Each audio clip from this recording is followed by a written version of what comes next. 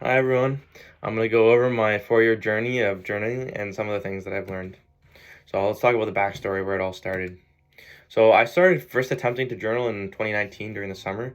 It didn't really work well. I didn't really do it consistently at all. It was only until 2020 and during January when I first started to consistently journal, and I would journal like I committed to trying to journal every day. And now it's 2024 and the new year just happened. I just finished December and that was my fourth 4 year of journals total.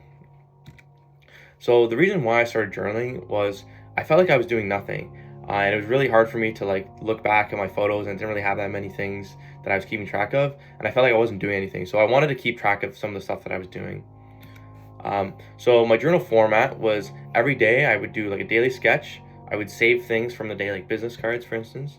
I would try and do like a little written entry, as well as jot down the things that I did, and then track my like mood, my habits, and that sort of stuff. And like this sounds like I'm doing like this like grand journal. Like a lot of like the sketches took like 5 seconds. The entries were like one sentence. Like it's not as crazy as you'd think.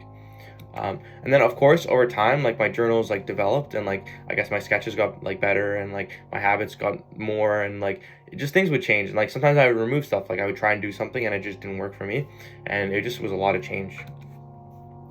So after I collected all this data, I had a school project which was an open-ended machine learning problem, and I thought it was a perfect idea to like use my data from my journals to do an analysis. So I put all my data into Excel, and I did a machine learning model which predicted my mood based on my given things I did during the day as well as my two previous moods, and it was like pretty accurate. And I'll explain like some of the things that I've learned from that, making the model. So yeah, it's just a great milestone. Like I made it to 4 years, and yeah, let's talk about what I've learned. So the first thing that I think is really important is that mood is relative. So like your previous days will determine how you feel. So like one example of that is like when you're on vacation, obviously you hit a high, you feel amazing, it's such a different lifestyle. But over time that just becomes normal. So your mood will just stabilize naturally. And this is the same thing for when you're like in a bad mood. Like eventually your bad mood will just become like your normal. So like even though like you think that like if I work out every day, if I do this, I do that, I'm gonna feel great. Like no, you're gonna feel exactly the same. So like don't feel like you always have there's always a better mood ahead of you. Like you're at your like average or best mood right now.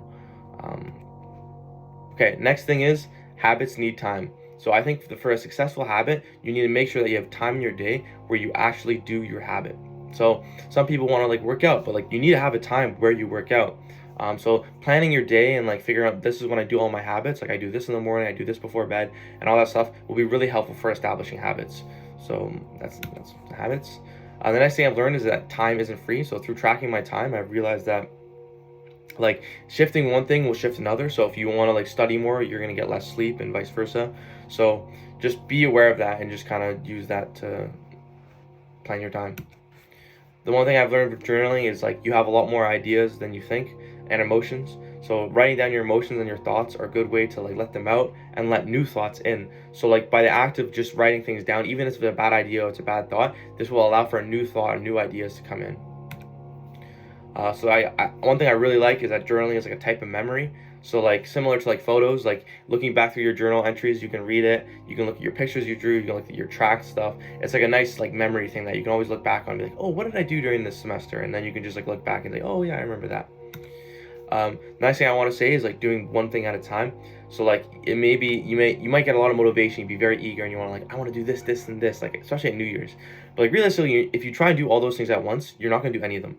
So it's better to focus on one goal per month, always at a time. So like I want to get this much amount of sleep. That's it. That's the only thing you're focusing on. Or the next month's like I want to start reading a book. That's the only thing you focus on. The next thing I want to talk about is your mood. So your mood will just naturally fluctuate. So this is completely out of your control. Like even if you have like the perfect day, you do everything you want to do, like your mood can just be bad. Like it's just the way that you are naturally. So like don't feel like your mood should be like completely correlated with like how you are during the day and stuff. Like it's completely subjective and like it's just random.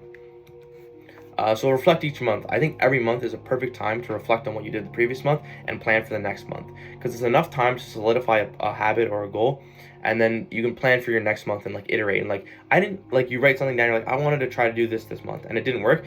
So either are you gonna keep trying to do it or are you just gonna like put it in the wash and just like screw it, I'll just try something new. The next thing I want to say, which is a bit controversial, is I think having a high mood is not good. And let me explain. So whenever you have a high mood, almost every single time you're gonna have a drop, no matter what. So I think it's better to just have like slight increases in your mood rather than like a big spike and like, oh, this is a great day, and then you just like go all the way down. Like your mood is like almost like a sine function, like it goes up and down, up and down. So you don't want to have something that's like super sharp so that you're gonna have it hit a low peak. So like I think it's very important to kind of stabilize yourself and like have a consistent high baseline, and then you like improve from there. And like for one example is like imagine like you spend a lot of money, you see your favorite movie, but then guess what? Next week, no money to spend, no more movie. So you're just gonna feel like terrible. So I guess that brings me to the point of like low mood. So like first for low mood, you have to figure out what's changing, because typically if you're on the decline to a low mood, there's usually some sort of factors that are like related to that. So like sometimes you have to put things on freeze and stuff so like that you don't doesn't keep going, and other things like that. But usually there's a reason if you like stop doing something or like something's changing. So try and be aware of that and make sure that you're always trying to keep your baseline. And then if you're stuck on a low mood, like let's say a family member died and it's you're grieving, to recover, like it takes a lot of time. Like don't rush it. But once you're in the position you're ready to start recovering, do it slowly. Like it's a very gradual process. Like as I said, one thing at a time. Like don't rush like trying to get back to your normal mood. Like it's okay to go slow. The next thing I want to say is like life is like full of changes. So things will like naturally come up and leave. So like don't feel bad that you feel like, oh, I'm stuck in this position. Like things will just change no matter what happens. So just always have that in the back of your mind that like things aren't always forever. The next thing I noticed for me is that my mood is very correlated with events, like doing things with friends and stuff like that typically like boosts my mood. So I'd say prioritize that in your life if you want to have like a more upbeat life. And that doesn't mean like partying. Like I think also like doing like studying together with friend, going to like a coffee shop, like going to a museum, like doing activities are just in general very good for your mood. The next thing I want to talk about is like the difference between discipline and motivation. So I think discipline you can train and is actually like something you should focus on. Whereas motivation, it's in my opinion like it's not something that it just comes to you. Like you don't like work on your motivation, if that makes sense. And so you need motivation to come up with ideas, to come up with goals, to come up with that stuff that. But discipline is the important part, because that's the part where you're actually staying to your word and actually trying to do those habits every single day. And it's way more important than having a motivation, because all you need is like one motivation. You're like, I want to write code, and then once you get the discipline, you like write it every single day, right? Using momentum. So momentum is very, very useful for achieving your goals and completing your habits. Once you do something once, you start to get the rhythm of it and you keep going. If you're ever working on a project, like once you have that like burst, like I want to do this, like just do as much as you can. And then once the next day comes, you're like, I still like doing this, keep doing it. And like it's a steady pace. So you don't go too fast either, but it's just keep the ball rolling, you know what I mean?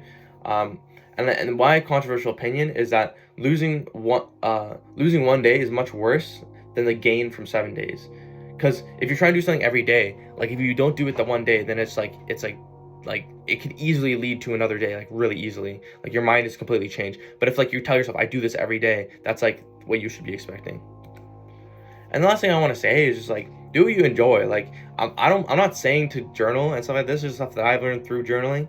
I think it's a great tool. Like if you write down your ideas, your thoughts, your memories, it's good. But I don't think it's for everyone, because a lot of people aren't pen and paper. They don't want to have like a strict schedule. Like it's only for if you want to do it. And like I think especially like don't journal just because you feel like you're obliged to journal. Like that's something you should do. Because like if you're journaling, you don't actually enjoy it and you don't like want to do it, then you're not going to get anything out of it. You're not going to actually put your actual goals. You're not going to put your like actual like habits. You're not going to put your like actual things you did. Like if you actually want to journal, then do it. Otherwise, don't. Yeah. So thank you so much. I hope some of the stuff I said like sparked a little thought in your mind and maybe inspired you. Yeah.